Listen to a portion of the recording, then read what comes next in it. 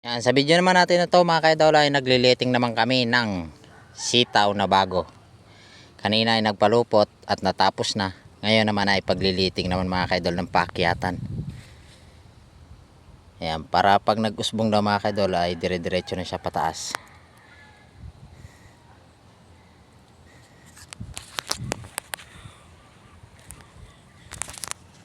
Yan, ganyan lang ang buhay dito sa bukid mga kaidol. Pag nakatapos ka ng isang trabaho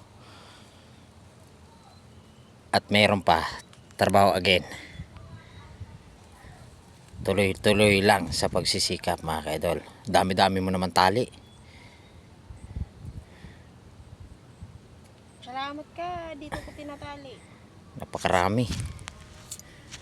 Yan mga kaidol, hanggang dito na lang muna ulit at abangan nyo na lang iba pa natin next na video dito sa ating trabahong bukid mga kaidol. Thank you very much.